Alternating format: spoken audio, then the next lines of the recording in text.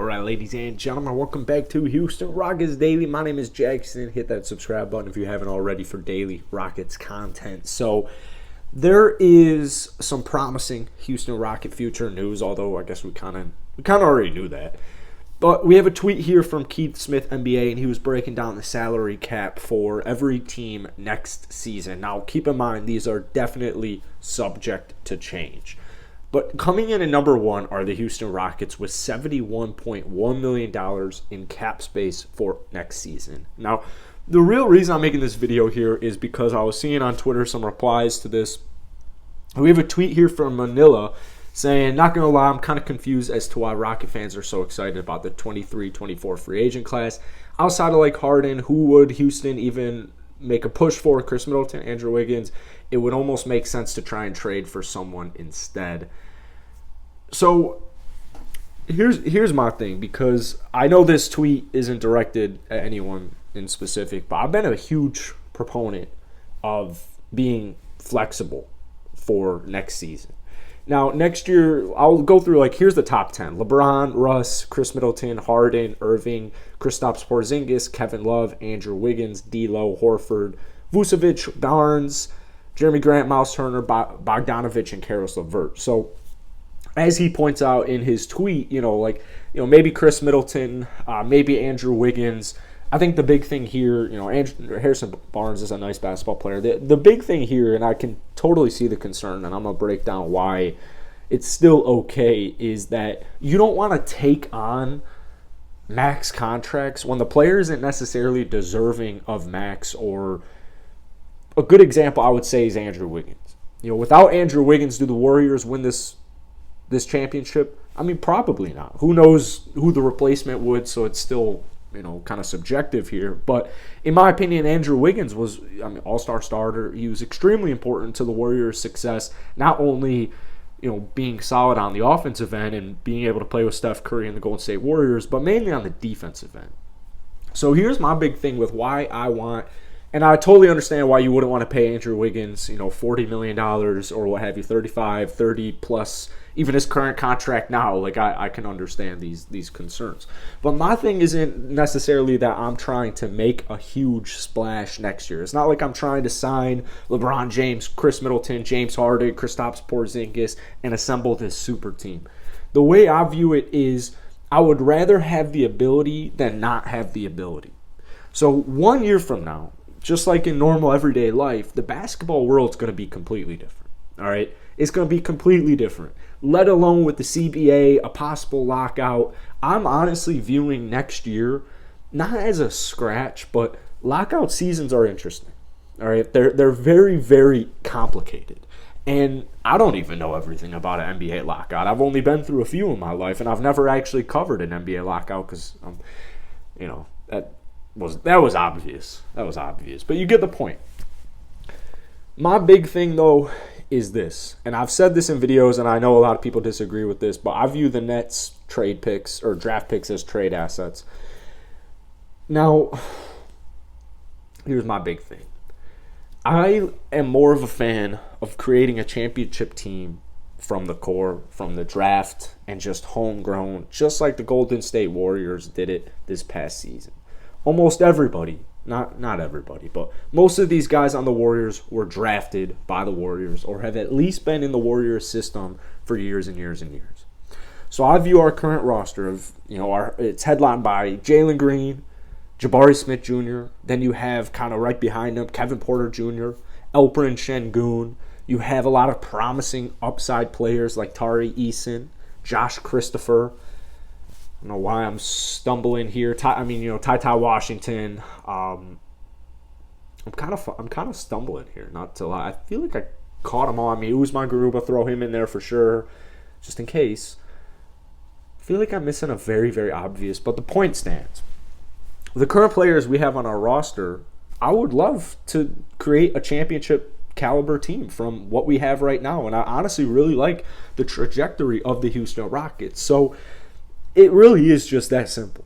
I'd rather have $71 million available in cap this upcoming season than having $1 million in cap next season. So whether you spend, you're not going to spend it all this upcoming year. You are going to have to make some decisions specifically with Kevin Porter Jr., and he's going to be up for contract extension. We'll see this upcoming season, quote-unquote contract year. I would imagine KPJ has a breakout-esque season. I'm very, very high on Kevin. If you've been following this channel for a while, you know just how high I am on him. I might make a video because I'm actually going to I'm going on a little trip here to see Swaggy. If you guys are OG Rocket fans, you know who Swaggy is. We're definitely going to make some videos together. It'll probably be more life content, but maybe I'll make a Rocket video with him, or he'll make one with me, or what have you. But going on a trip for like a week or so, so I'm trying to think of video ideas that aren't stale, that aren't boring, that I'd be able to post for this upcoming week. So it'll probably only be like 1 or 2. So I do apologize, but it's also the middle of the off season. There's nothing crazy going on. So that's really my big thing. Just I want to be flexible. I really just want to be flexible. I'd rather be flexible than not flexible. So pretty simple point. I probably over-talked on it, but I do want to go through some free agents just off the dome that I might be interested in signing. And once again, I want to revisit the point of the NBA and the Houston Rockets, for that matter, are going to be completely different next year. They're going to be completely different next year. What if Houston has a year similar to the Memphis Grizzlies where it feels like almost out of thin air? This is not a championship contending team necessarily, but it's like 2 years ago Grizzlies where it's like, bang, playoffs. Or at least the play-in tournament.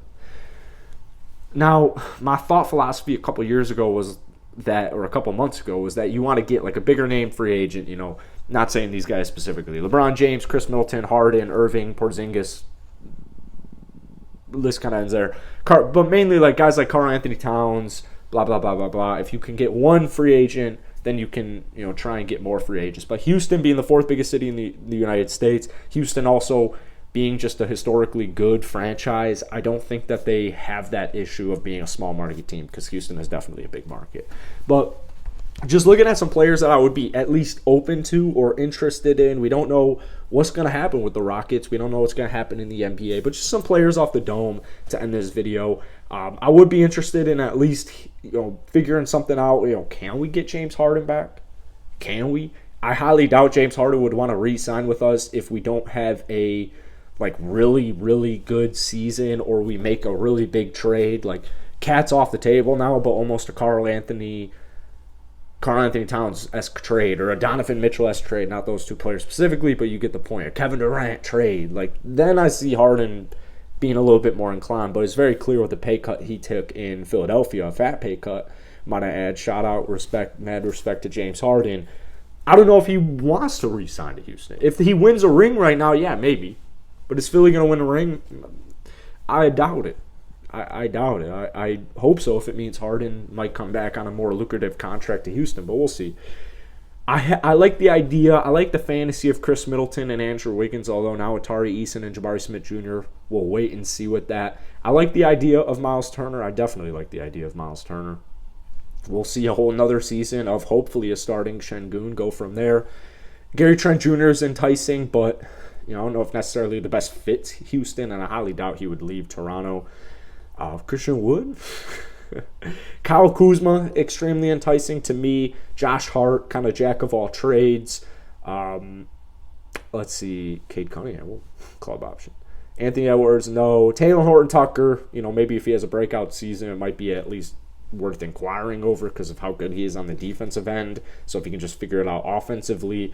RJ Barrett's going to be a restricted free agent. You have Jakob Poeltl there.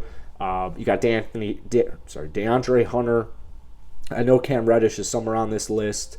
You got Bruce Brown Jr.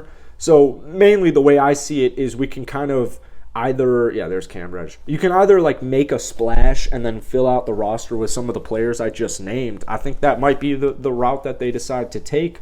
Or maybe they make a trade, make a signing, whatever it is. The roster will be able to be more rounded out next free agency if it makes sense. Once again, if it makes sense. We know Rafael Stone. I have full faith, full confidence in Rafael Stone. So he's not going to make an idiotic, stupid, long-term, not wise decision one bit. Or at least I trust that he won't. So I have no issues.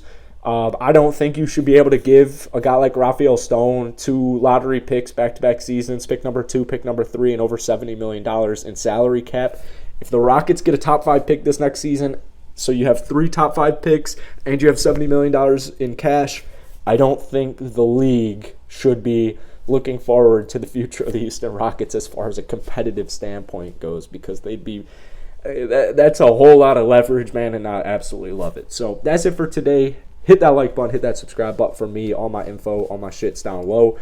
Sorry, just blurted that out there.